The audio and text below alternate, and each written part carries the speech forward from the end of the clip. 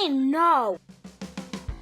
Okay. Welcome back to the From the Fabricator podcast. I'm your host, Max Pearlstein. A power-packed show today, 3 guests, lots going on, so we're going to get to it pretty quickly. But first, thank you to FHC for sponsoring this episode. And if you need glass railing and for award-winning American-made systems with unmatched lead time, customization, and customer support, FHC is the go-to source for glaziers. Methodically engineered and ridiculously easy to install FHC glass railing systems are in a league of their own. Check them out at fhc-usa.com. That's fhc-usa.com. Thank you for the sponsorship. Quickly, Glass Build America coming up. Have you registered yet? Go to glassbuild.com. Do it. If you haven't, use the code MAXPOD, MAXPOD, for free entry. And I look forward to seeing you there. September 30th to October 2nd will be an amazing show. Over 500 exhibitors. It's bonkers. Got to be there. This podcast is unreal. We kick it off with Syndi Sim, who's over at Q Railing. She's fantastic. We go to Jenni Chase from the NGA. We talk workforce development. Unbelievable. And we finish it up with the legend Chuck Knickerbocker from TGP, who just filled my head with so many different things. It was absolutely spectacular. So good stuff. Let's get to it. Here we go. Okay. Kicking off this episode, a thrill to have Syndi Sim, Director of Sales and Business Development at Q Railing North America. You can find them online at q-railing.com. Syndi, awesome honor to have you on the podcast. Thank you so much for taking the time. Thank you, Max. It really is an honor for me to be here, so I appreciate the opportunity. I'm thrilled and excited to get to talk with you. You obviously made some huge news in your life with a move, and we're going to talk about that. But I know you, and I'm a big fan. But there's folks out there that may not know Syndi Sim and where you came from and how you ended up in our world. So take me back. Where were you born? Where'd you grow up?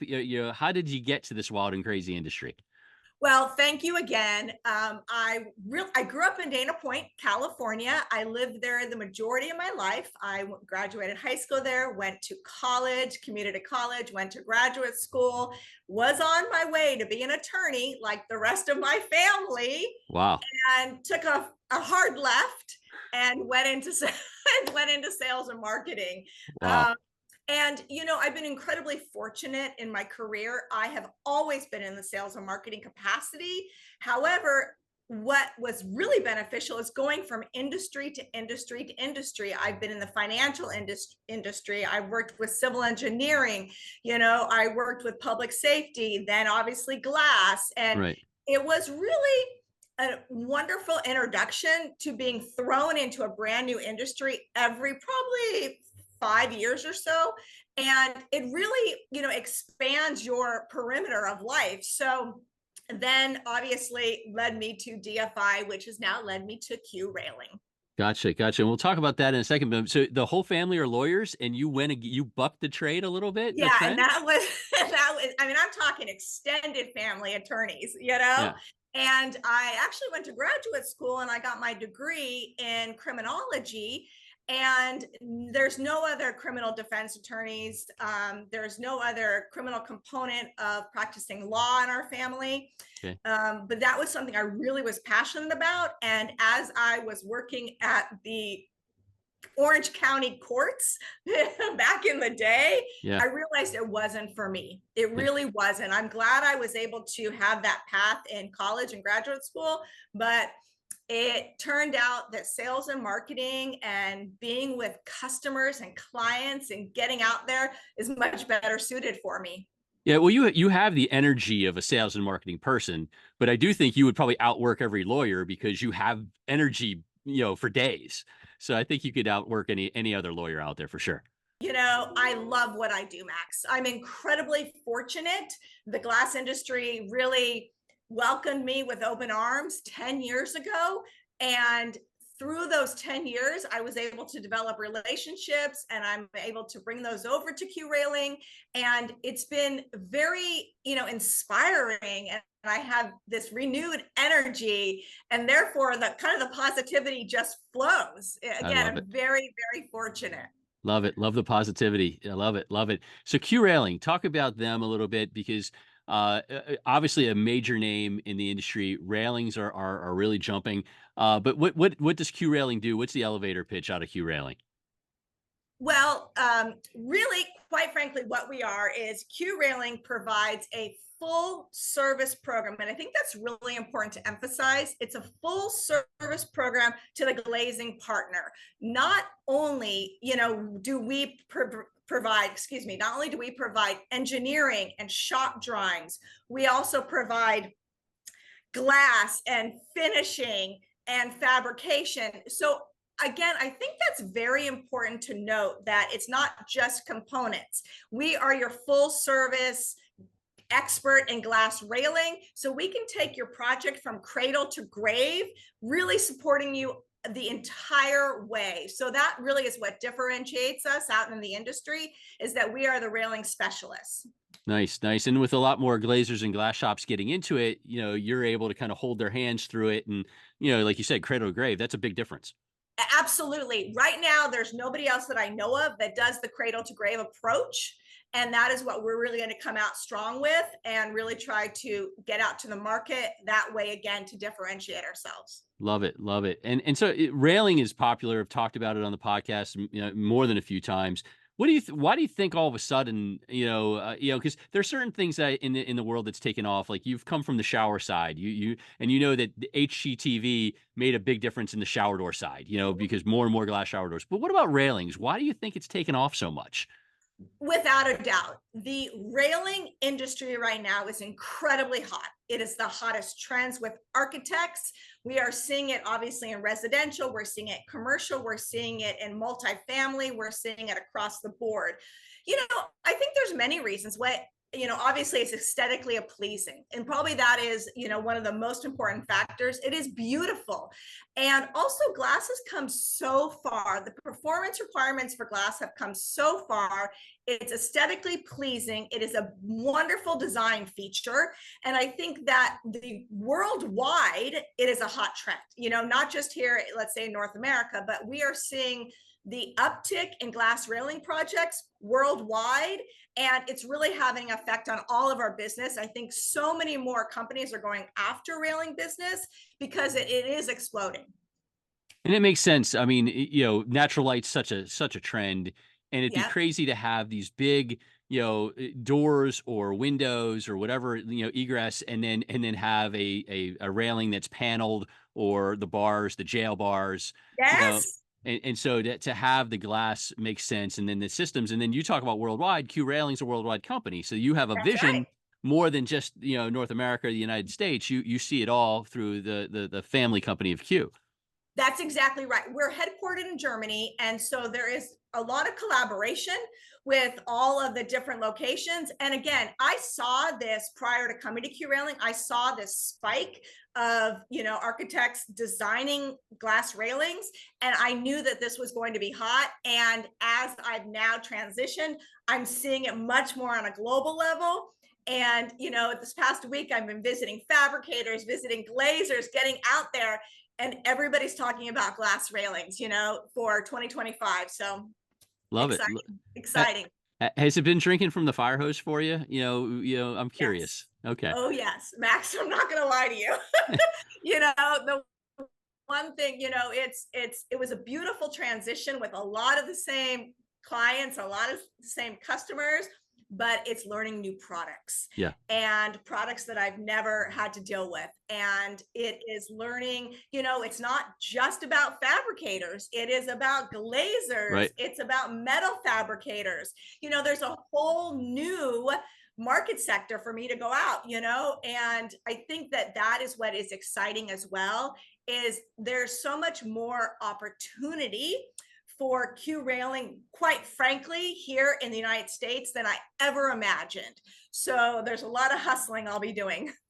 Love it. Love it. Love it. Very cool. So with Syndi Sim, Director of Sales and Business Development, Q Railing North America. Find them online at q-railing.com. This has been fun to get you switching, and this is a little off topic. I can imagine you walking into a fabricator's place and not seeing a fuse cube and not knowing how to initially react, because you're not there for that now.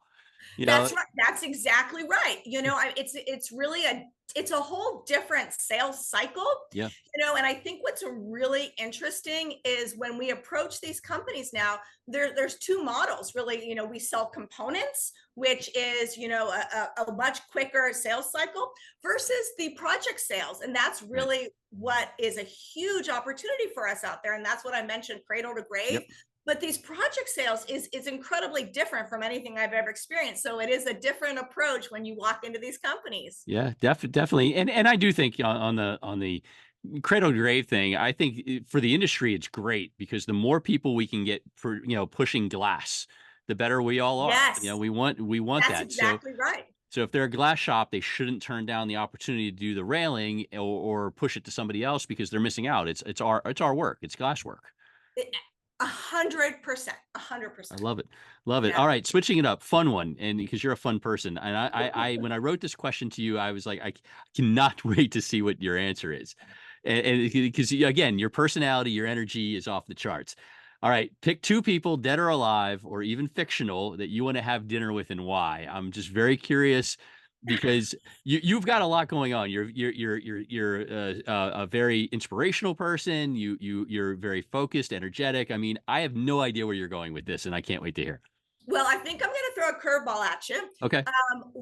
Somebody who I incredibly admire and have deep respect for is Dr. Temple Grandin. Okay. And as some of you may or may not know, my son has autism. Right. And Dr. Temple Grandin is a iconic figure. She is still alive. She's actually still teaching, in the state of Colorado.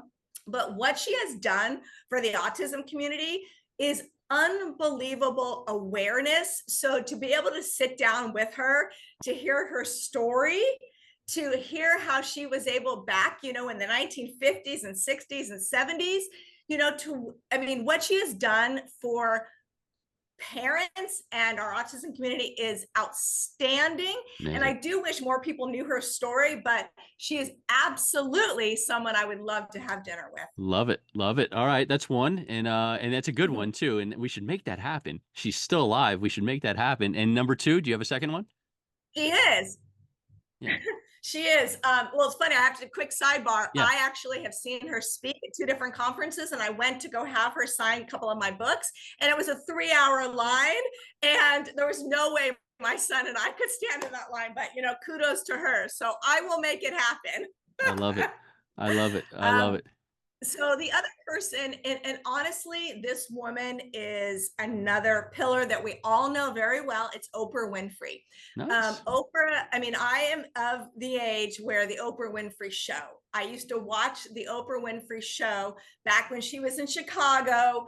I was incredibly inspired as to her story Yep. and what she has done with her story growing up. I want to say Mississippi, rural Mississippi, to where she's been going and what she has accomplished and the peaks and the valleys of her career. And I think that's incredibly important because, most people just see her for her, either her show, but what she did by starting her own channel, by starting her own network, her network. The lows that this woman has experienced and the highs.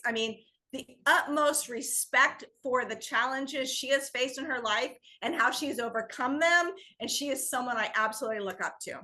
Great call. And then the tabloid aspect too. You have to live your life in such an unforgiving public eye, and I've watched documentaries on her, when she gained weight Yes. and she lost weight, and Yes. that Stedman Graham and her Yes. personal life, and this is, and she trucked on through all of that, and Yep. is a massive success. Yeah, that would be I would, she has those interviews where she's sitting outside, and I'd Yes. love to sit out there and shoot the breeze with her. I'm with you on that because she's fascinating, and Yes. that's an inspiration too. Nice. Both you came through. I knew Yeah. you would. I knew you would win this, and you did. Thank you. Very cool. Very nice. I'm with Syndi Sim, Director, Sales and Business Development, Q Railing North America. Find them online, q-railing.com. She made a big move to go to Q Railing a few weeks ago. You probably saw it all over the news. We've got Glass Build coming up. And what's interesting is that you personally and your past company, DFI, great success at Glass Build. Q Railing with Charles Lebecki and company, great success at Yep. Glass Build. Now you guys are combined. You've brought your expertise into their expertise. What do you got planned? Can you share anything? I mean, I don't want you to give it away because everybody's wanting to see what Q Railing does, but I assume you got to be really excited about this possibility here. Hey, absolutely. Let me just start, and I think you know this about me. I am a huge fan of Glass Build. Yep. Glass Build is by far the best event of the year. And what I'm really looking forward to is now focusing in on the glazer.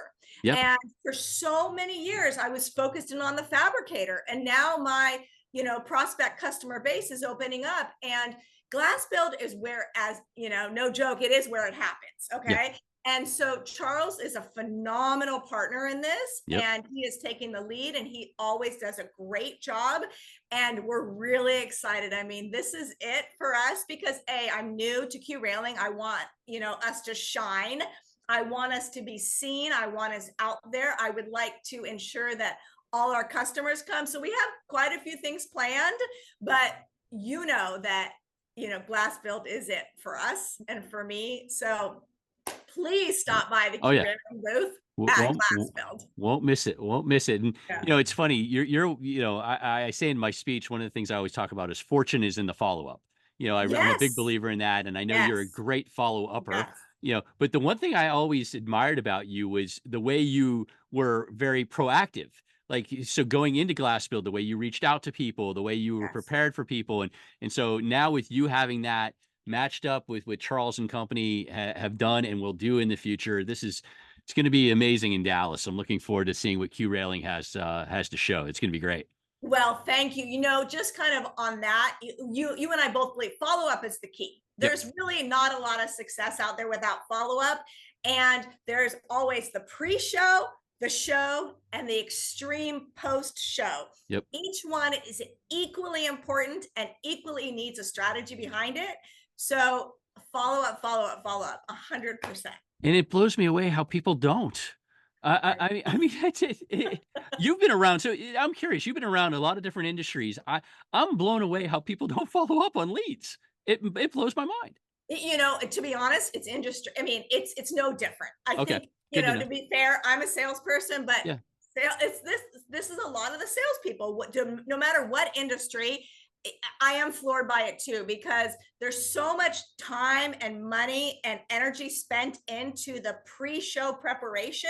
And you said it well. I mean, I'm a huge advocate of talking to each customer personally, promoting Glass Build, making sure they stop by the booth.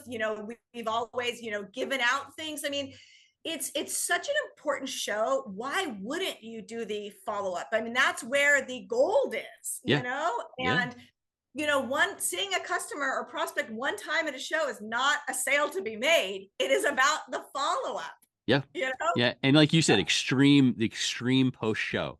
Absolutely. And that's what sets you apart. I love it. I love it. You also sit on the board of the NGA, which puts on Glass Build, National Glass Association. What's that been like? And volunteering. I mean, first of all, I don't know how you make the time. You have always juggled a lot of things, but I also don't think you probably like downtime too much. I think you like always having things going on. What's it been like being on the board of the National Glass Association, and what drives you to volunteer? Well, thank you for that. I would say, first and foremost, it's an honor. Quite frankly, I know that sounds a little cliche, but it is such an honor to be a woman on the National Glass Association Board of Directors.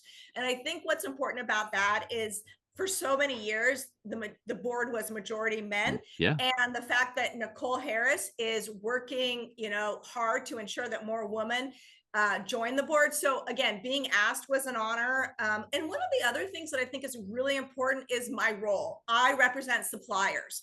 And one of the things that I have seen the past almost 11 years in the industry is, quite frankly, everybody focusing on the float glass, manufacturers or the large fabricators. And all those companies couldn't get their business done without the suppliers. Right. So the suppliers are the critical component, yet so often they are not necessarily represented in, let's say, other trades. So to have an opportunity to join the board of the National Glass Association as a woman and as a representation of suppliers, it was a no-brainer. And I wholeheartedly believe that the group we have right now is going to make an impact for the rest of the, so many years going forward, because it's a great group of people It is. that It are is. truly invested in the industry. And so, again, I love it, and I'm thrilled to be on the board. That's awesome. And it's great that you're there. And Nicole has done an amazing job with Amazing. NGA. And, she works, I always say she works on a different level than the rest of us humans. Yes. But I do love the way she maniacally is focused on the best board possible, but also trying to bring those diverse voices into the mix. And so it's great having people like you and now Taylor Anderson. And I mean, Yes. it's exciting to see this continue, because it's just making us better. It makes, a good NGA makes the industry, that much better. And that's what we're after. Absolutely. I, Absolutely. I agree. I love it. I love it. I'm with Syndi Yeah. Sim, Director of Sales and Business Development at Q Railing North America. See them at q-railing.com. You also see them coming up at Glass Build. So last, because I know you're a busy person, I appreciate all your time today. I normally ask about forecasts here. That's usually my last question to every guest. And I think I covered forecast ad nauseum. And quite frankly, when I'm recording this, the stock market crashed today. Hopefully when this comes out, the stock market's back up a little bit, but it's been a Yep. really ugly day. But for you, I want to be a little different, because anybody who follows you on LinkedIn knows that you are always forward thinking, positive thinking. You always lend some nuggets that make people kind of hit their chest and say, okay, I can do this. Obviously, you are doing it in your own life with your son. But so with so much going on in our world, with of course an election that will be bonkers, what sort of positive thoughts and things for us to all focus on that we can all be better coming in to the rest of this year? Well, one of the things that has helped me tremendously is focusing on gratitude. And every day I look around my home and I say, my son is healthy, my family is healthy, I have a home, I have a job, I have food and water. And when I focus on the basics, I always can put a smile on my face, because I've said it time and time again. Life is not easy. Life is hard. There are challenges.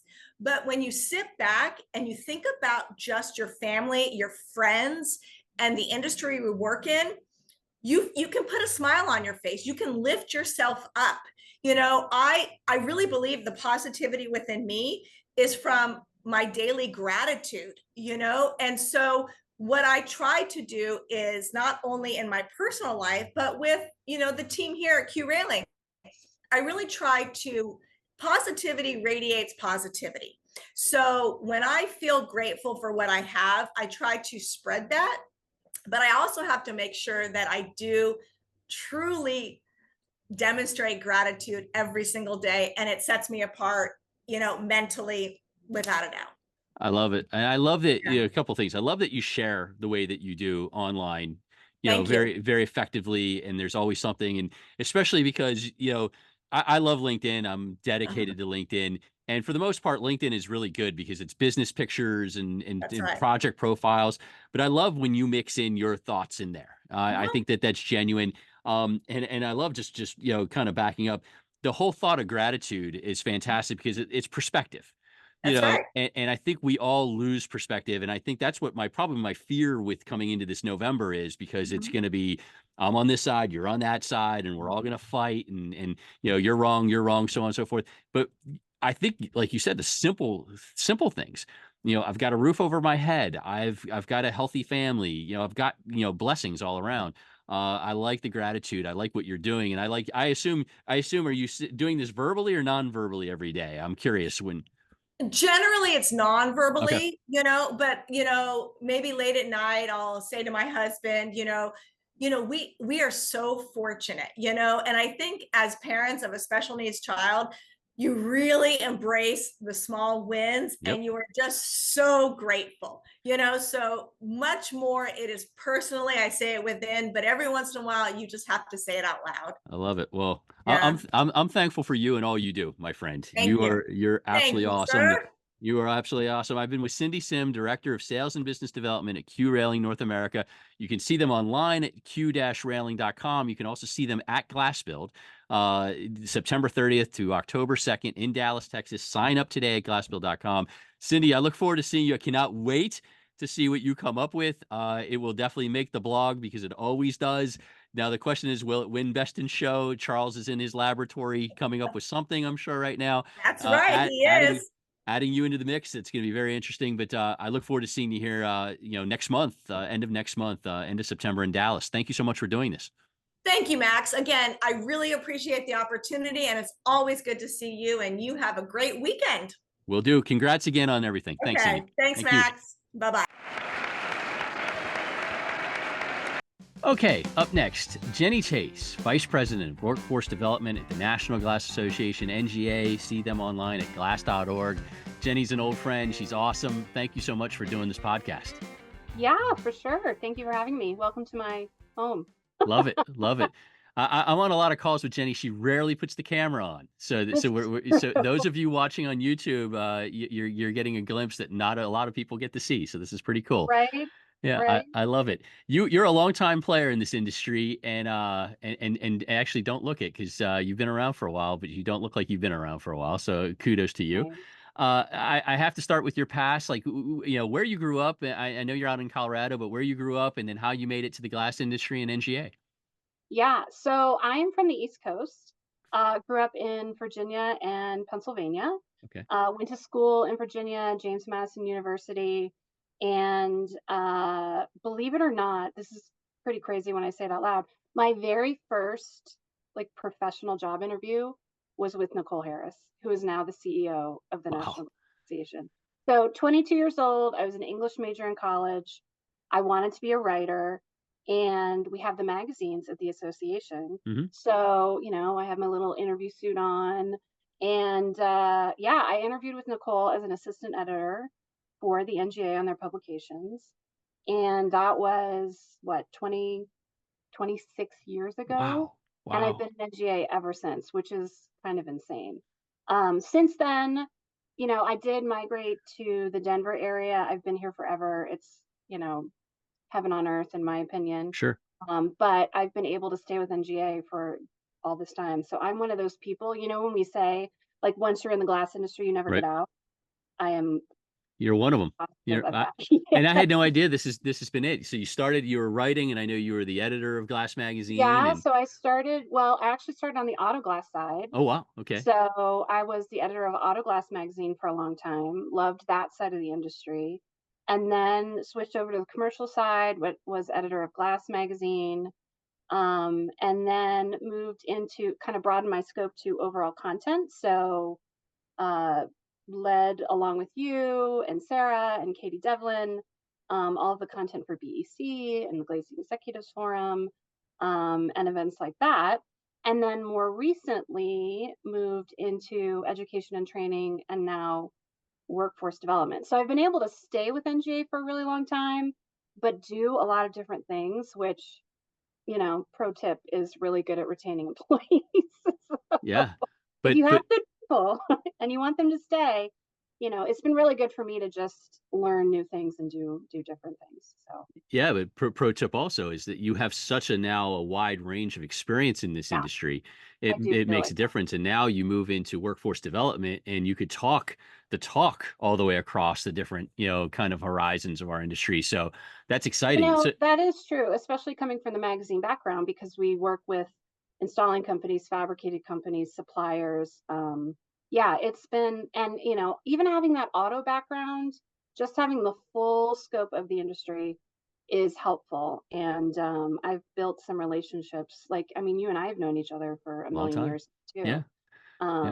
That really help give insight into what needs to be done. So Absolutely. Absolutely. I love it. I love the variety too, because now you don't get kind of stale, either. So that's Yeah. nice too. And now you definitely can't get stale in workforce development, because that is probably the hottest subject we've got going on right now. And it's your basket. What's going on with NGA and workforce development and what you got going on out there? Yeah. So I would say the biggest, when I think of workforce development, I really focus on the word development because there's so much that needs to be done to solve the labor shortage, both on the installing side and the fabricating side. And it's a marathon, not a sprint. So you have to develop the education and training, you have to develop relationships with high schools, with veteran programs, et cetera, to get people into the workforce. So that all of that has been something that NGA has been tackling in the past couple of years. So you've got the education and training with my glass class, training for installers. We are launching now my glass fab, so training for entry level production personnel. So you have the training piece. So when you're able to bring in new hires, they have the training necessary to become good employees. And then we also have apprenticeship now. The union offers fantastic apprenticeship programs, and now alongside that, we also have independent apprenticeship programs at the state level, so that when we start going into high schools, there's a path for kids to follow. So it really, it's multiple facets and multiple steps. Like you don't want to go into a high school, tell kids how great the glazing trade is, and then not have any place to send them. Right. So you have to have the apprenticeship, you have to have the training, and then the long-term goal is to connect these kids, these new hires with member companies. So yeah, there's a lot going on, and the raising awareness piece is super important. I like to say people know what a plumber is, they know what an electrician is, Yeah. they're in our house all the time. Even if you have somebody come into your house to install windows or to do a bath enclosure, you still don't know that they're a glazer. Like Right. that term is just not something that's in people's brains. So that's another piece of workforce development, is just letting people know that this trade is out there, and that there's good job opportunities, and there's apprenticeships, and there's training for them. So that's a long answer, but it's a It, lot, it's a lot no, of different things. it's a great answer. And I think, I mean, you're dead on with the fact it is a marathon. And I like the fact you're building a foundation. You're building like you're not just going with one thing, you're building that base and then building from it. And I think that's what you Right. have to do. You have to. And it's frustrating. We know the labor shortage is a huge pain point for everyone. And if I could wave a magic wand and be like, hey, member companies, here's this plethora of new hires, Right. believe me, the NGA would. But it's just going to take some time. Like you have to let people know about the opportunities available. You have to train them, and then you can place them. But that's what we're doing. So it's a work in progress, but we're definitely making advances. No, no doubt, no doubt. And so we'll get into some specifics now. So first and Sure. foremost, probably the most, when you talk about awareness, there's a lot of things people are aware of, but I think my glass class is the one that probably has the most awareness because it's been really growing and there's a lot of juice behind it. What's new and exciting with my glass class right now? So the biggest thing for my glass class is we're adding this fabricator education component. Okay. So it's called My Glass Fab. It's under the My Glass class umbrella. It is online training for your entry level production personnel. So people who are coming in who are, moving glass, handling glass, measuring glass, teaching them some very basic skills. We've heard from fabricators that there's a lack of consistency in training. So this gives them ability and the knowledge to know that they're bringing in new people. They're all learning the same thing. They're learning how to do it the same way. So that is really exciting. We're also launching a new learning platform this fall, Okay. and that is in response to everybody's feedback. We need to stay current with technology. We need to make sure that the platform is very easy to use. And a lot of people are using the online training on their phones. So that means that we have to make sure the courses work well on the phones. It's easy to log in, it's easy to access. Um, so we're doing a lot of updates in that area as well. So that'll Cool. be very cool, And hopefully. and it's still everything's still 24/7, 365, Yeah. on demand, Yeah. and the Spanish courses as well. I know Spanish is heavy on the glazing side. Is it also on my glass fab? There's definitely demand for Spanish on my glass fab, and that is something that's in development. Yeah, Okay. because I think the challenge there is a lot of times English as a second language is very common Right. among the entry level production personnel and fabrication plants. And it's not just Spanish. That's the crazy thing. People are like, "Do you have this in Russian? Do you have this in Polish?" And Right. we're starting with Spanish because that's the most prevalent. But we're also trying to design the courses so that people who do have English as a second language are still able to navigate them and access them. And that's why there's videos. And The that's why visual. Yeah. yeah, The, exactly. It's the not visual just learning. Yeah. reading PowerPoints. And I like the fact that you listen, the feedback that you and your team get is not ignored. I mean, and so that's why you're changing platforms and adjusting is because you listen to everything that comes in, good, bad, and Oh, ugly. yeah. Well, we have to. I mean, Yeah. I'd like to think that everything we do is perfect. Yeah. But no, I mean, people aren't going to use it if it doesn't work for them. You know how it is. If you Yep. find even a website where the purchasing process is annoying, you're on to the next. So we want to make sure that it's easy to use, that it has the most up-to-date content in terms of new products, new installation techniques, what have you. Um, and when people tell me something's not working or can be improved upon, we're on it. Love it. Love it. I'm with Jenni Chase, Vice President of Workforce Development at the NGA, National Glass Association. See everything that the NGA has going on at glass.org, and it will take you to many things, including the recruitment kit. And you talked a little bit about the attracting the high school student, the trade school student. Talk a little Yep. bit about the recruitment kit. I think it's awesome. I think that page and all the things that are offering, that's a kind of a hidden treat for people that they need to jump on because there's just so much there. Yeah, that's really designed to help encourage and enable companies to get in touch with high school kids. There are trade fairs, career fairs at high schools all the time. And the glass companies aren't necessarily present and they need to be there.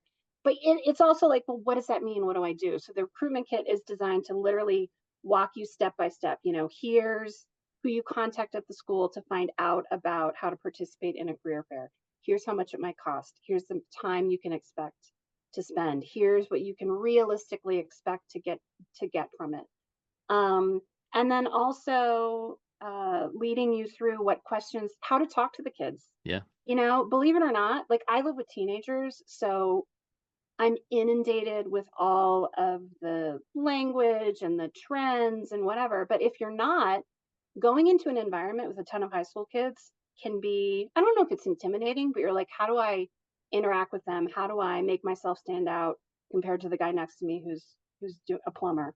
Right. So tips on how to talk to them, what to talk about, um, are in the guide as well. And then we have giveaways. So lots of stickers. You've seen my posts on LinkedIn. Yep. I'm not kidding when I say I've given my daughter Vivian, who's 15, packs of stickers to like stick in places that she hangs out in because I'm not there. Right. And, just to, again, raise that awareness. Is a sticker going to make a kid become a glazer? Not necessarily, but at least now they know about it. And when I talk to people who get into the glazing industry, 9 times out of 10, I'm guessing you can attest to this too, it's because they heard about it from someone. Yeah. Someone said to them, you should check this out, or my dad does this, or my uncle does this. So we just have to make them aware of the trade. So that's what this recruitment kit is designed to do. It's designed to help you get into a high school. It walks you through literally every step of what to do at a fair. And then it gives you some resources and materials to actually give to the kids. Yeah, it's huge. It's huge, and you can find that on glass.org along with everything else. But I love it, and I love the stickers are creative and they're different, and I think that you need eye-catching stuff, to kind That's the of thing. And get these them are, interested. for high schoolers, they're kids, right? Yeah. So I know, I'm like, oh, it's a sticker. Yeah, it's a sticker. And that's, if you look at kids walking around, that's what they've got on their backpacks, on their water bottles, etc. That's what people in the industry have on their hard hats. Like Yeah. it's a great, And it's a laptops, great thing. And yeah, laptop. and Yeah, my laptops. laptop has them on there. Yep, So yep, mine too. Mine too. Good deal. Good deal. I love it. So Jenni Chase, I always break up the podcast halfway through with a fun question. And for you, because you and I have talked music in the past, and I've never asked you before I get to the music question. Yes. Are you of the age of 8675309, Jenny? Did you go through that or Mm, because I'm older than you, so I grew through that. So, but I didn't know if you ever experienced Tommy Two Tone in that song, and people probably saying 8675309, I Jenny, definitely Jenny. remember hearing it on the radio back Yeah. when, like, y'all listened to the radio, but I was in the '80s, I was more of a Madonna, Okay. George Michael type of Wham. kid. Like it. Like it. Okay. That So was so my so my question is what I got to keep my playlist updated. What are you listening to these days? What's hot in the streets oh for my Jenni goodness. Chase? So I music is, like, my passion, Yep. and, I listen to all kinds of things. I would say the only thing I don't listen to is country. Okay. Sorry, country music fans. I'm No, not a yeah, no country worries. fan, and I'm not, like, a hardcore metal fan, Okay. but other than that, like cats. Did you see the tail? I saw that. Cool.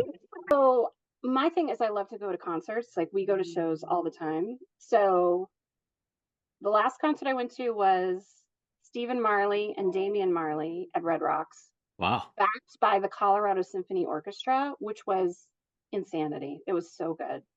Um, Tomorrow I'm going to see Santa Gold, who is like hip hop, dance. She did some cameos on some Beastie Boy tracks back in the day. Nice. I'm Nice. excited about that. And then after that, I've got Fred again, who's a big EDM guy who normally plays the coast but is actually coming to Denver. Wow. And then I'm taking Vivian, my daughter, who's 15, to Bikini Kill because that's like a rite of passage Love it. as a mother.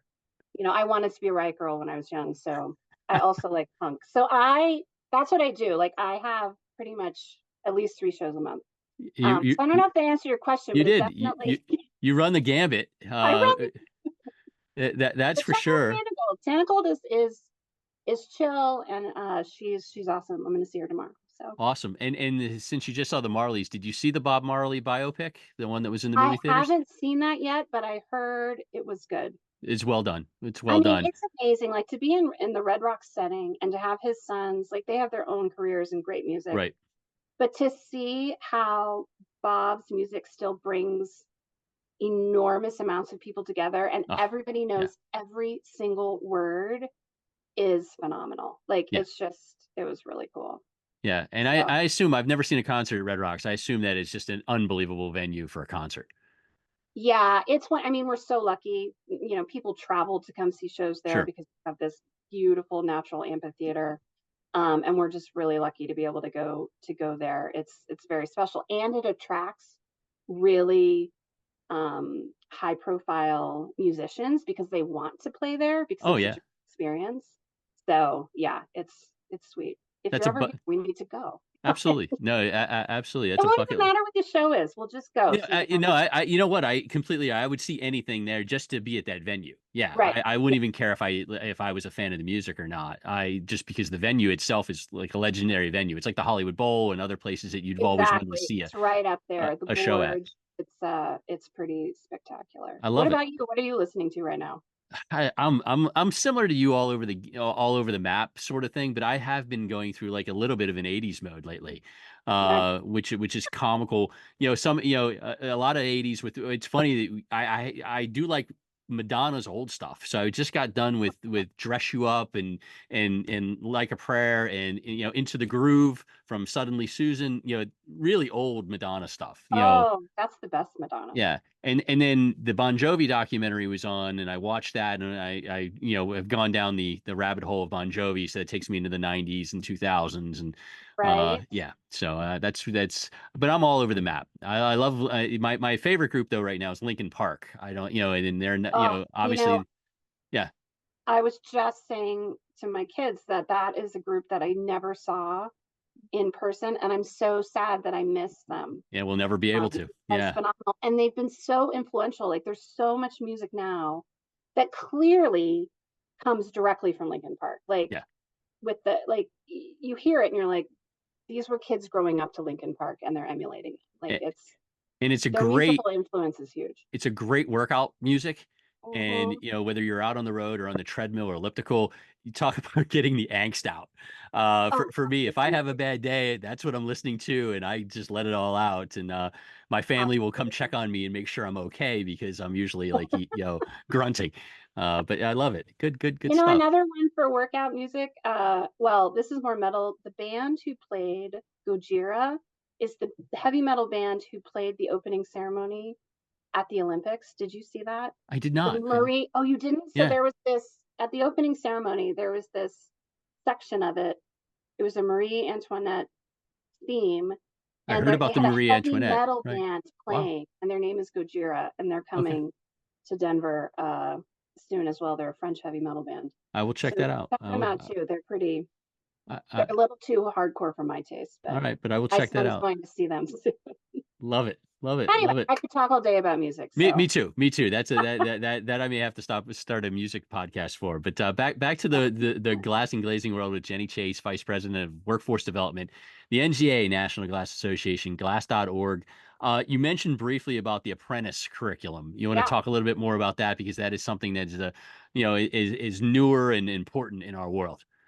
Absolutely. Like I said, the union has great apprenticeship programs, but for non-union companies, there were no apprenticeship programs available. I mean, you just couldn't participate. So we developed a Glazer apprentice curriculum that meets all of the Department of Labor requirements for classroom instruction. And now we're partnering with training providers at the state level, a lot of ABC chapters, so Associated Builders and Contractors chapters, who have apprenticeship programs for plumbing, electrician, and getting glazing apprenticeship programs in there as well.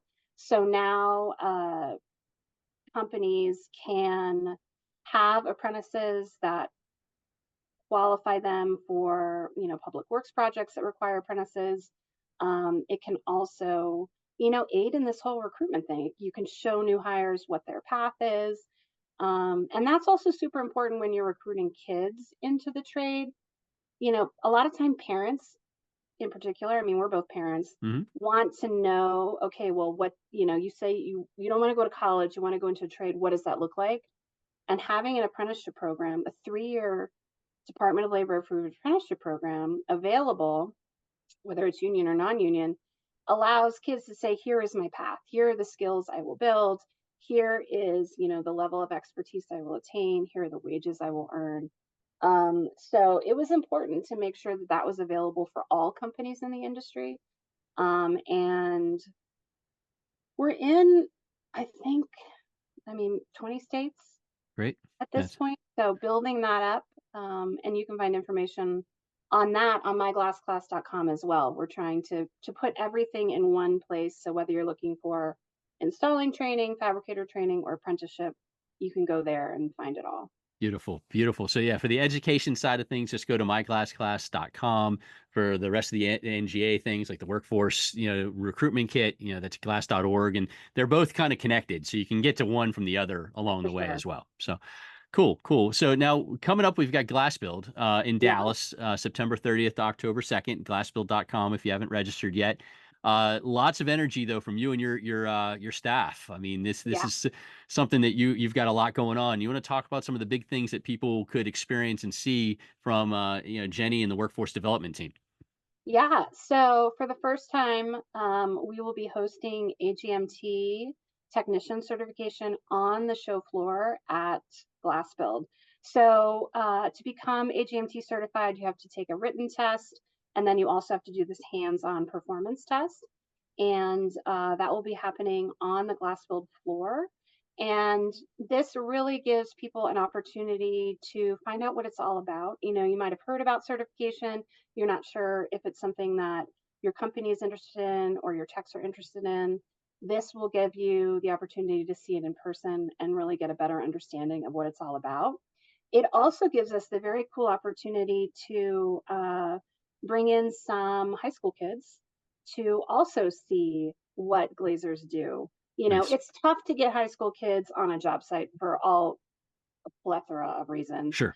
Um, but this will give them the opportunity to, meet some glazers, talk to them about what they do, and see some of the skills that they have related to that. Glazing Executives Forum takes place at Glassbuild as well. Right.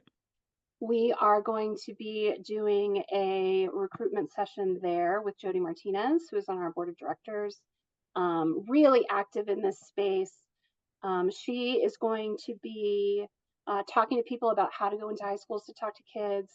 I'm hoping she's also going to be she has an awesome demo setup that she brings into high schools that she's going to be bringing as well. Again, so people can see how they could potentially bring demos in for kids to interact with. They want to touch things. They want to see what it feels like to work with glass. So that's also very cool. What else? We have a speaker coming in as part of our main stage content to talk to kids about getting into the trades. And Right. we're bringing in high schoolers. We're bringing in high schoolers from a local school to go to Glassbuild, to walk the floor, to hear this speaker, to look at the AGMT, certification, again, to raise awareness of the trade, Yeah. because you never know what might spark their imagination. They might see some of the equipment on the floor and be like, wow, I want to, go into engineering, or I want to go, into the more technical part of the industry. Or they may see and talk to a glazer and be like, hey, I want to, go down that path. But we just have to get it in front of them. So I'm excited. That's going to be a very new thing for us. And it feels very actionable. It feels like Yeah. we're doing something that could really impact directly on a kid's life. So that'll be new at Glassbuild as well. And then, people will have the opportunity to check out the new My Glass Class platform. So lots of workforce development activity on the floor. Yeah, there's a lot going on. We have more than 500 exhibits this year at So cool. Glassbuild, so that's huge. So glassbuild.com, and then I'm glad you mentioned the Glazing Executives Forum. That is on the 30th, Monday, September 30th. Jody Martinez, who her and Dan Martinez were a guest on my podcast Yes, way, and way, way Dan's back going to when. be there as well. Thank you for reminding me. And they're fantastic people. Yep. Jody brings the energy. Dan is just a really cool cat. Really like them both, and they're so successful. And just to be able to visit with them at the forum and pick their brain and share Exactly. ideas and best practices, it's just amazing. What kind of blows up from there. So Exactly. Yeah. yeah, that's So that. excited for all of it. Yeah, it's going to be great. And I love everything else that you have going on. It's all about awareness, what like you said earlier. So that's a big, big thing. So a couple more things before I got to go. And Jenni, I know, has to go because she's busy. Jenni Chase, Vice President, Workforce Development at the NGA, glass.org and myglassclass.com. So this one's a curiosity for me because you've got a Sure. group of people that work for you. You're always talking to everybody, because you're getting feedback, you're launching new courses, you're dealing in so many different areas, and I'm sure along the way you're all hearing about how people are doing right now. That's the big question. We've had such a bizarre run on the markets. We had a couple horrible days, then things settle down, and there's rate cuts and all the other stuff out there. How are you seeing in your group feeling about the market, like for the rest of 2024, 2025? Busy, slow, medium? How are you guys feeling about it out there? I think people are still busy at the moment. And I am talking to people not so much about the market conditions, but more about the future of the industry, to be Good quite point. honest. Yep. And, what I'm hearing is there's concern. People that I talk to have a lot of pride in the work that they do. A lot of times they've been in the industry for a long time. Um, a lot of people who are our age, who've built careers, who have families, who aren't quite at retirement age yet, although hopefully that'll come for us sooner than later. Feels Let's keep so it far away hopeful. for me. I I know, it have, really my does. gosh. I have hope. Yeah. I have hope, Max. Yeah. Um, but they do see this gap. They're not. People aren't coming to the industry as fast as they're leaving it. Yeah. And when you're loyal to a company, when you're loyal to a trade, you don't want to see it falter. You want to see it continue to grow. And that's one of the things that I really appreciate about this industry is that, yeah, a lot of times, the jobs everyone's doing are hard. There are days when you're outside and it's a billion degrees and the glass is heavy, but they still do it and they still recommend it to people and they still believe that it's a good career path, and they're frustrated that people aren't hearing that and Yeah. they're not getting kids coming into the trade. So that's really what I hear That is makes more sense. concern for the future. I think we are starting to see a switch in society in general. We were so like VOTEC schools when you and I were in school. There was VOTEC school. Like Yeah. you had a college path and you had the VOTEC path, and it was just the way it was. That like completely disappeared for a while. Like there Yeah. was no VOTEC. Yeah. And now we're starting to see that come back. People are recognizing that college isn't for everyone, that trades are an incredibly viable um, career path. And that is encouraging. So I see people who are optimistic about that. But for a long time, there was just this really heavy push on college. And I think that's been frustrating. So I don't know if that answered your question in Yeah. terms of market, but I think there's, like I said, concern for the future of the industry. What does it look like? How do we ensure that it remains healthy and strong? Because quite frankly, even if the market is fantastic, if we don't have the people to That's make and put in the glass, it doesn't matter, right? that's it. Yeah, I think you just summed it up beautifully. I mean, without the training, without getting younger people in this industry or different people, more people, we've got a Yeah, problem. yeah. There's no doubt. And when I do my speeches around the country, I've been showing lately an old ad from Glassopolis, a company out of Toronto. It was a Hmm. wonderful ad, and it had a bunch of old guys with walkers on a job site. Oh, And it was meant to be, do you want to wait this long for your glass? Because at that point, lead times were so long.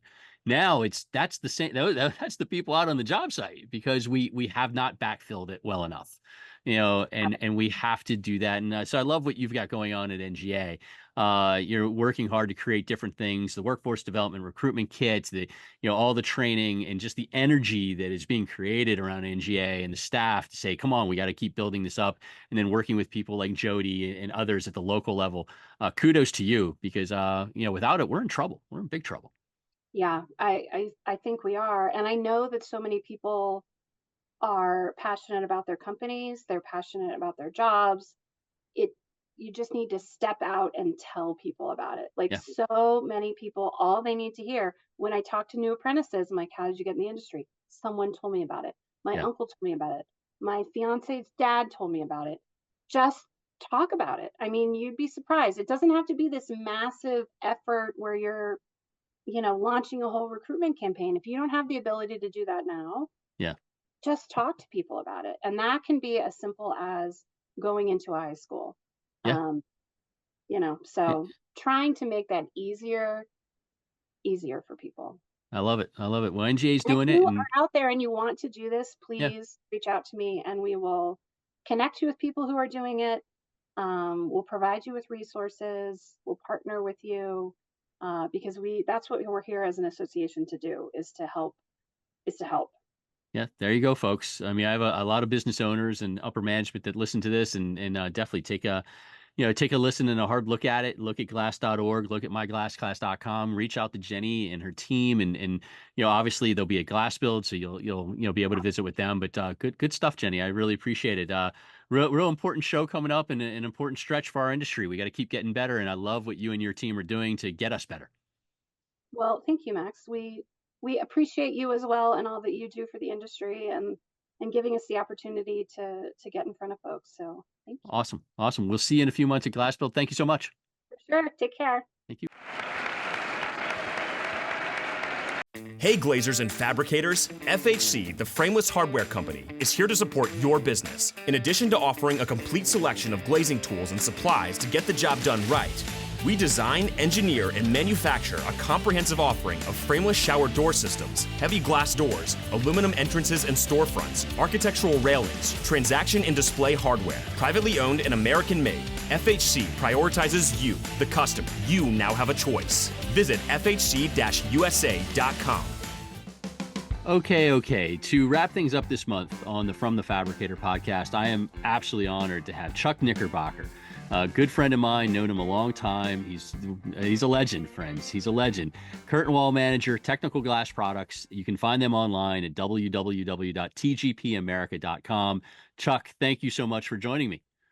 Well, thanks, Max.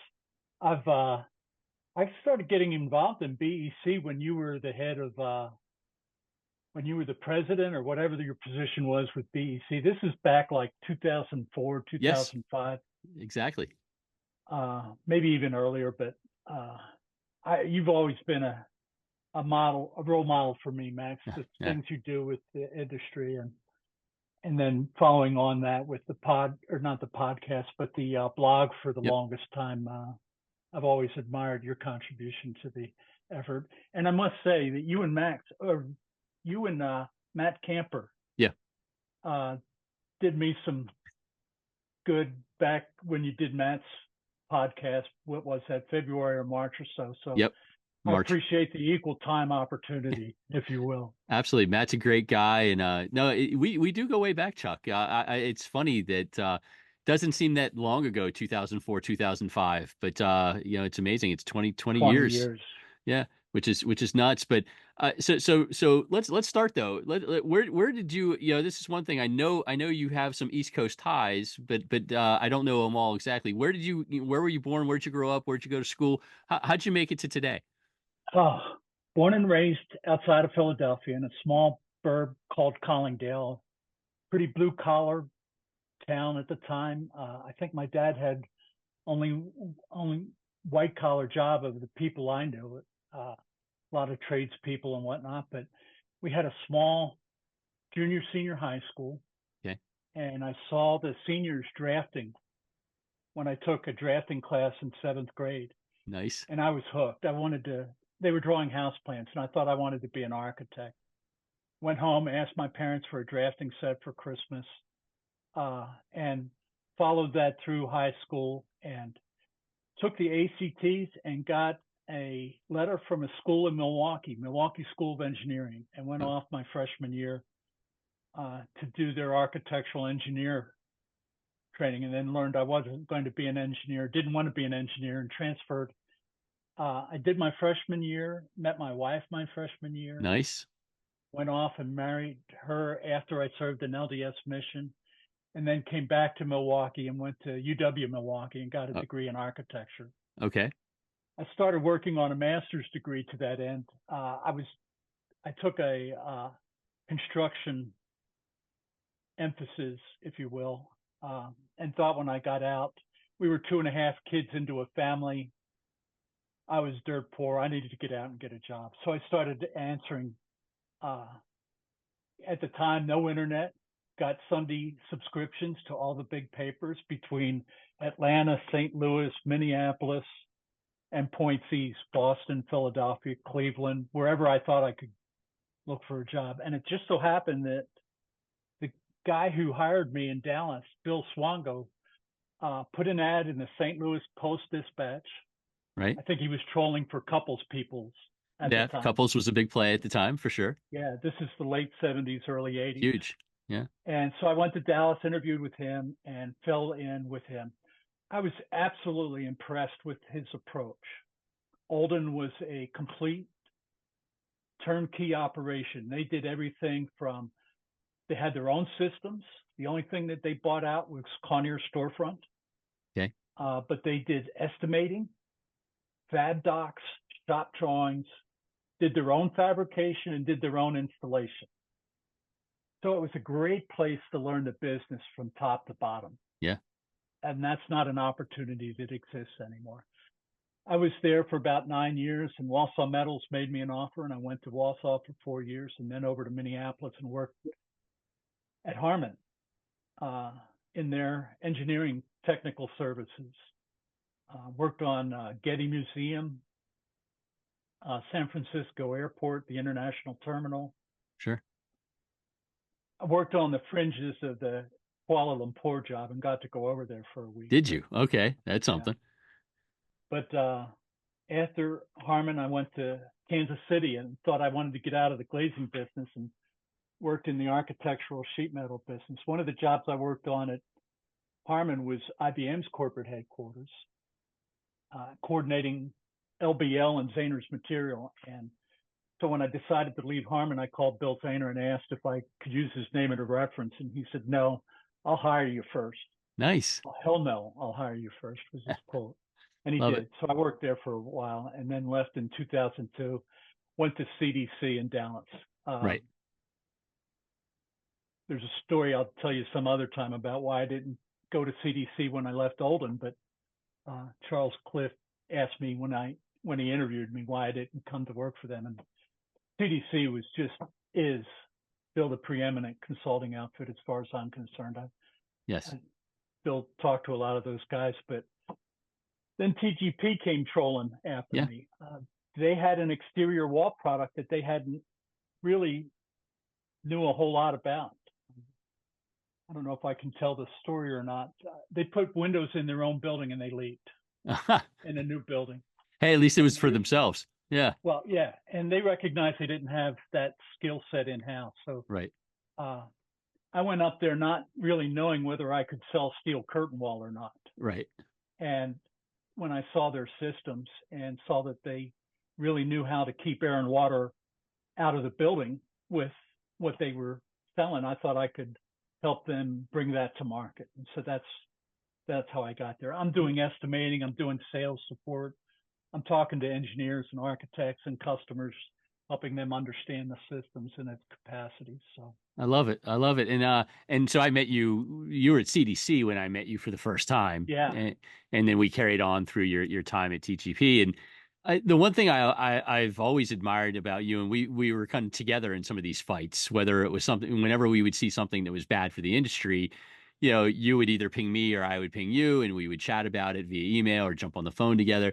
I love the fact that you have a deep care for this industry. I mean, there's no doubt that you give a hoot daily. You're definitely not there just to punch the clock.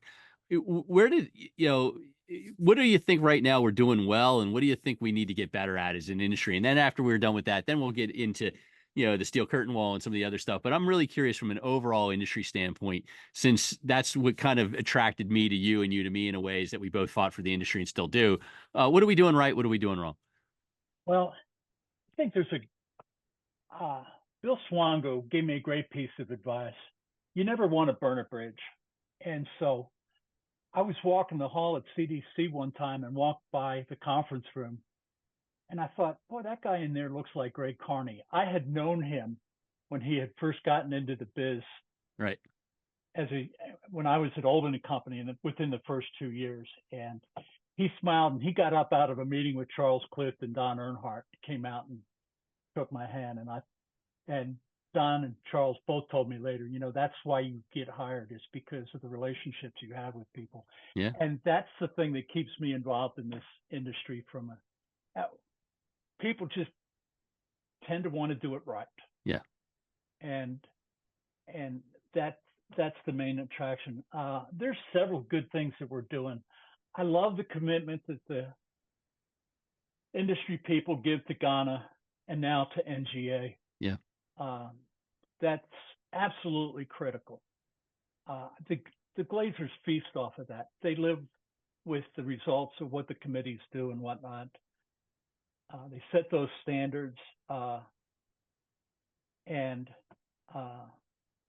the other thing that we've gotten right, and this is not within the industry per se, maybe it is, John Kent and his guys up at his AMS. outfit, getting the glazier certification, getting the contractor certification.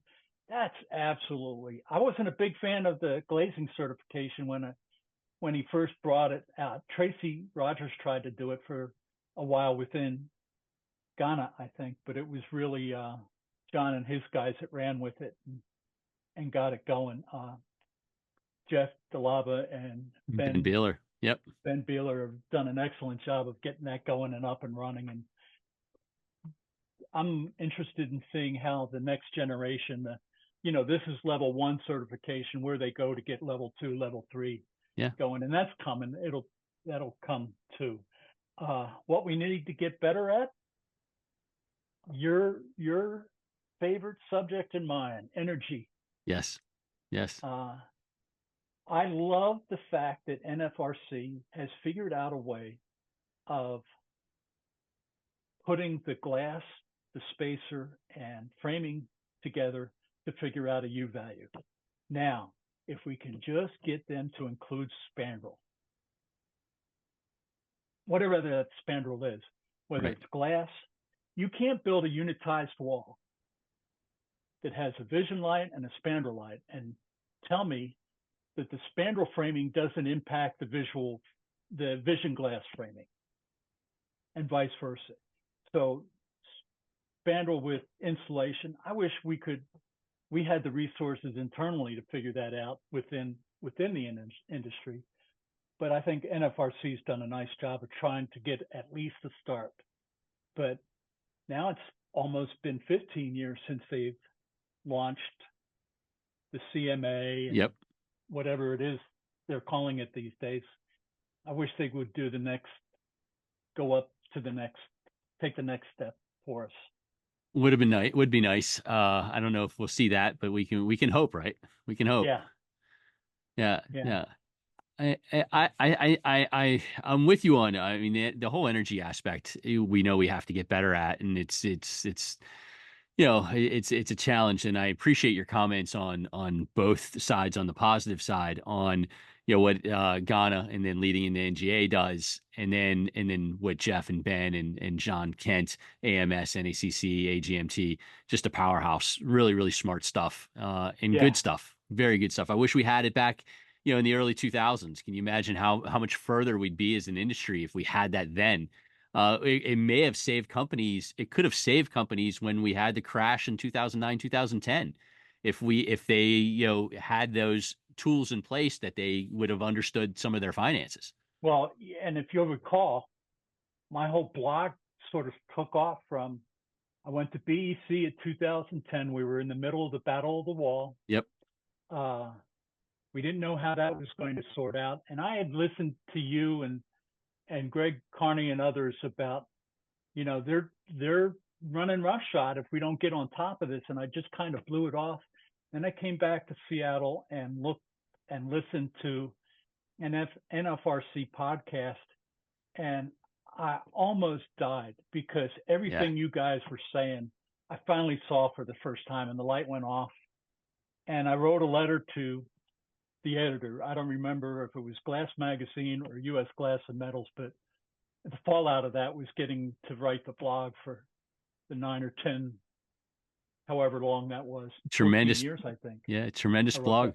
Yeah. So yeah, that was a lot of fun. It's great writing, and I know it still lives up there somewhere. The Field Notes, blog. It's I know you don't update it anymore, but it's great stuff. Great stuff.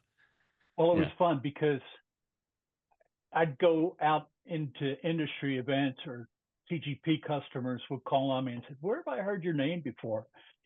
And I'd said, "Well, you don't read the USGNN blog, do you?" And they, "Oh yeah." And I had one gal that I worked with the sealant manual on from Tremco tell me that she could hear my voice in reading it. I love it. She knew me well enough from the meetings that we had. And that, I really appreciated that. Even with all of the editing that gets done to it before it gets published, to still hear, to have that come through meant a lot. So that's awesome. I got a lot out of that. That's awesome. You deserve it. You deserve it. I'm with Chuck Knickerbocker, Curtain Wall Manager, Technical Glass Products. See them online at tgpamerica.com. And one of the things you'll see when you check them out is steel curtain wall. And that's Chuck's baby, basically. So Talk to me a little bit about steel curtain wall. What's the big reasons that separate steel from aluminum? What's the play here? Well, obviously, steel's 3 times the strength.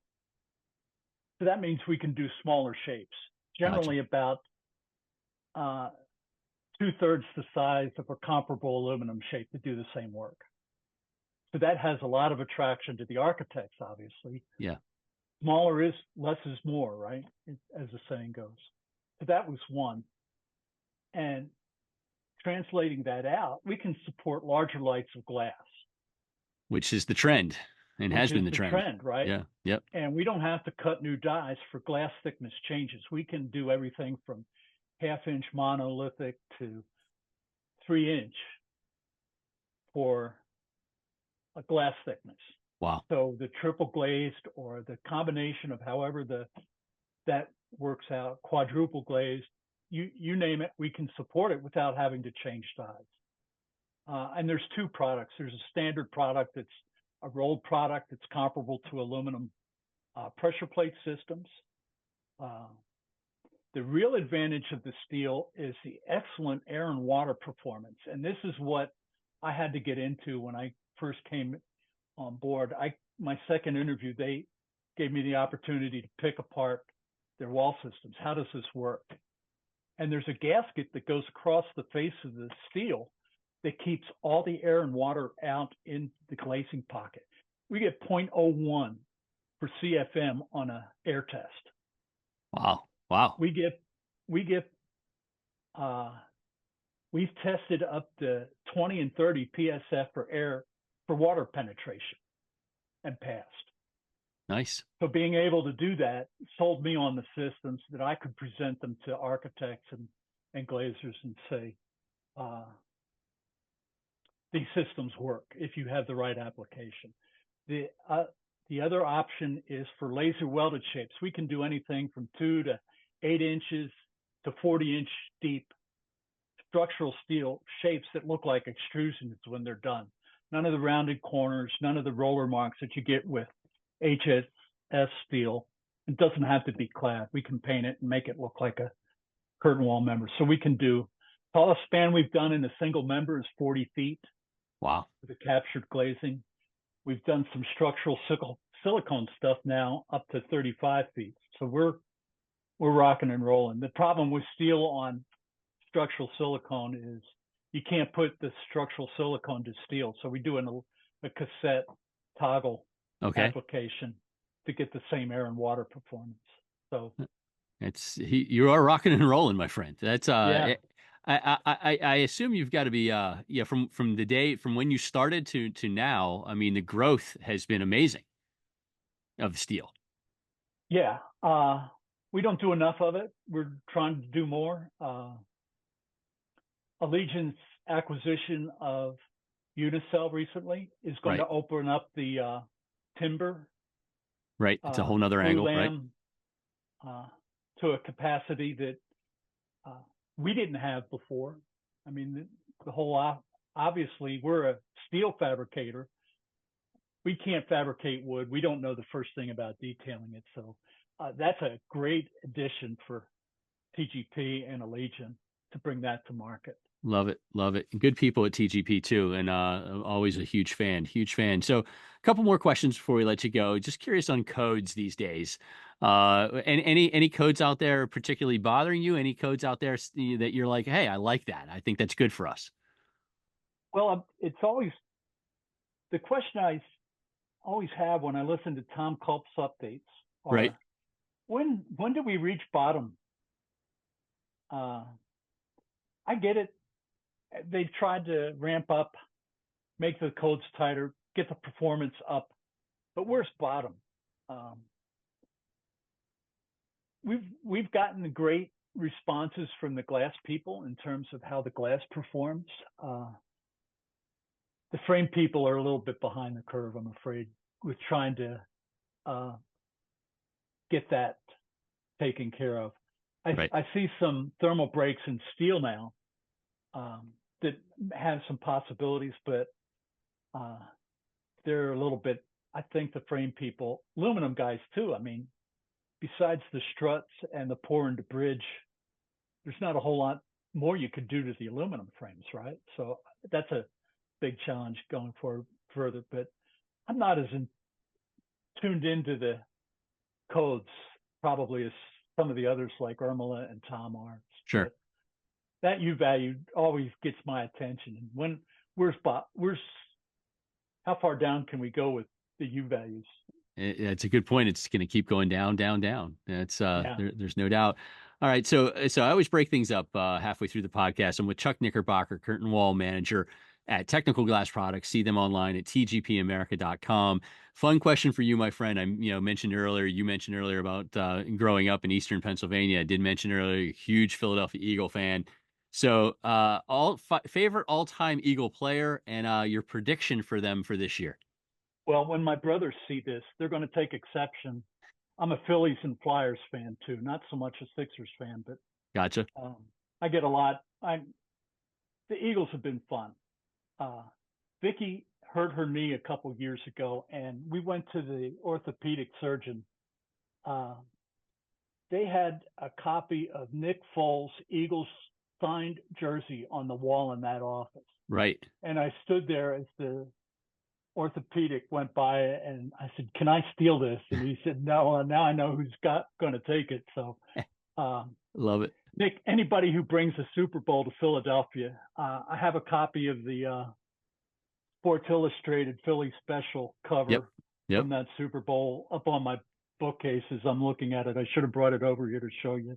But getting to meet Ron Jaworski, guy who took the Eagles to their first Super Bowl. I'm a big Andy Reid fan, but not while he was in Philly. My brothers told me that when they hired him here in Kansas City that he never won the last game of the year. Well, he's done that now a couple of times. Yes. To his credit, he's got great for people. Yeah, he's got a quarterback Patrick there. Mahomes He's got a heck of a is quarterback. fun to watch. Yeah. I hope they keep doing that. But God, I wish it was in Philly. I go back to the old days. Randall Cunningham, Harold Carmichael, Tommy McDonald. Bill Berge. Bill Berge. Yeah, he's another one. Bill Bradley, the football player. Yeah. Wilbert Montgomery, I assume. Yeah, not so much, but okay.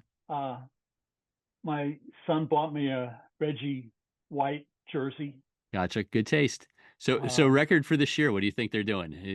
We get a Super Bowl in mind. What's going on with the Eagles this year? Oh, they finished so flat last year. Yeah.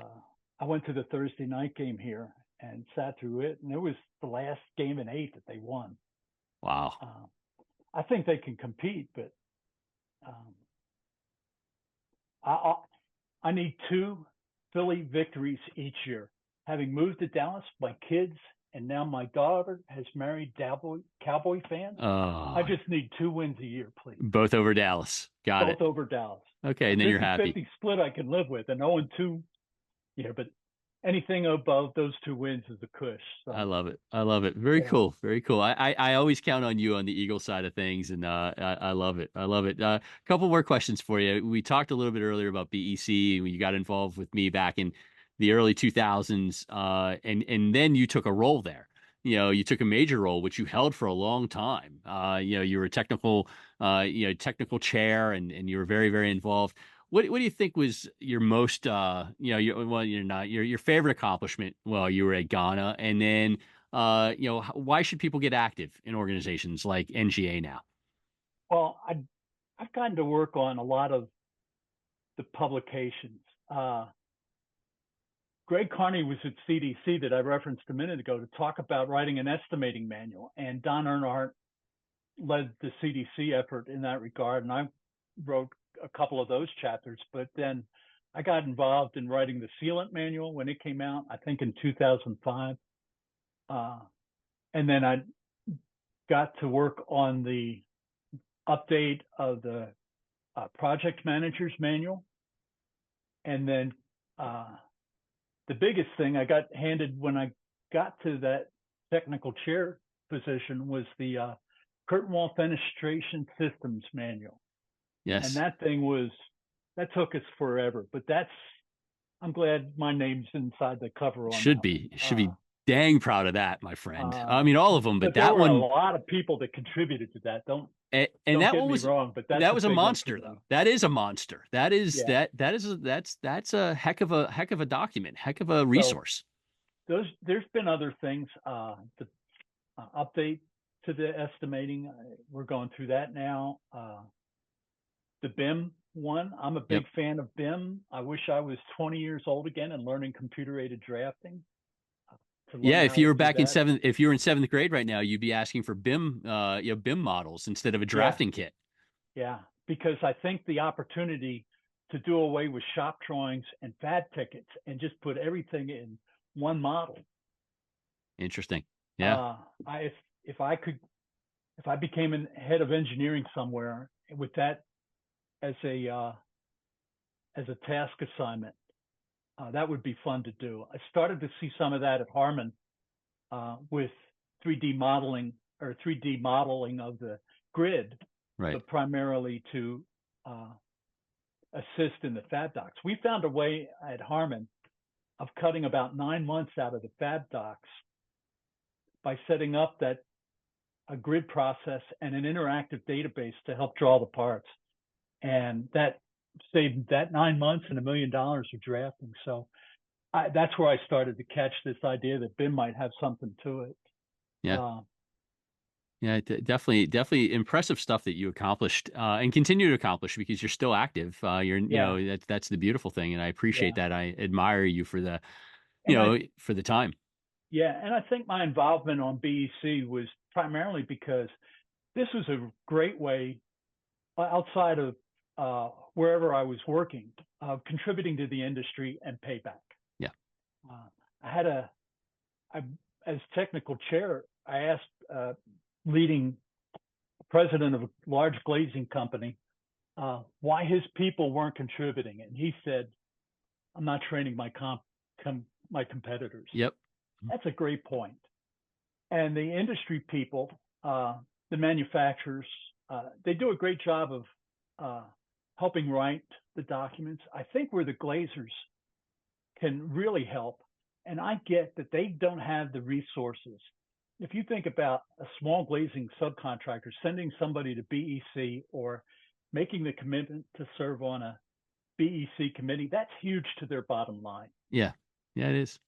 And so the best thing that they can do is look at these standards and review them and give us your feedback, because I may have some installation experience, but it's not firsthand. I've been away from it long enough now. You're dealing with it every day. Yeah. The fabrication. Get involved and sign on to do the reviews and updates, and that'd be a big help from the glazers themselves. It only helps them. I love it. Yeah, you're dead on. Yeah, it helps them. So wrapping up, I got one more question for Chuck Knickerbocker, curtain wall manager, technical glass products. See them online, tgpamerica.com, tgpamerica.com. You and I we've seen a lot. You've seen a lot. It's a crazy year right now. We got the elections coming up.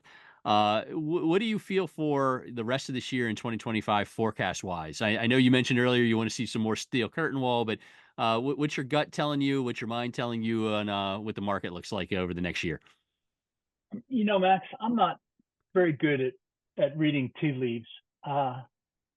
We got a mainframe drafting system at Alden & Company in 1983.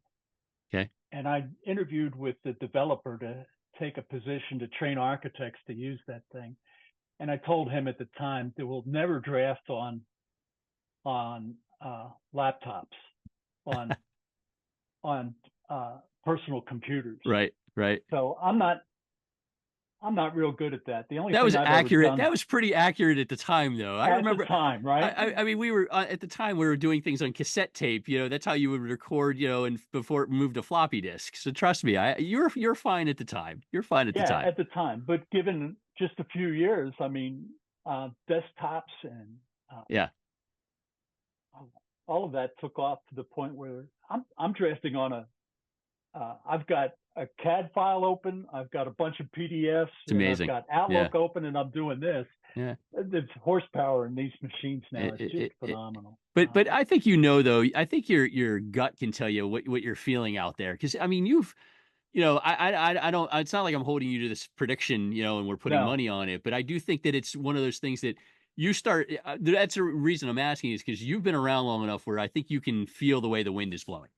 I think the biggest opportunity for growth, regardless of what the economy does, is because people in New York City trying to say, we want to lower the carbon footprint Right. in the existing buildings. Local law 97. Right. Yeah. If that's a huge potential market that you could go to any developer and say, hey, I can make your building more energy efficient and do it cheaply. I don't know, who was it? Quanex and Tracy Rogers, I think, at BEC showed a way of updating windows.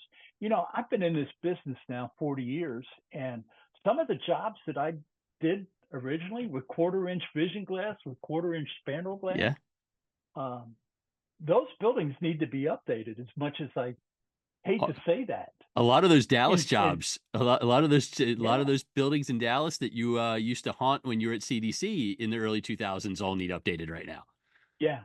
And CDC, as a matter of fact, updated a Olden and Company job by taking the lock strip neoprene gaskets off of it, which was Olden's claim to fame. They did the Yes. Hyatt Regency Hotel with 1/4-inch glass, Wow.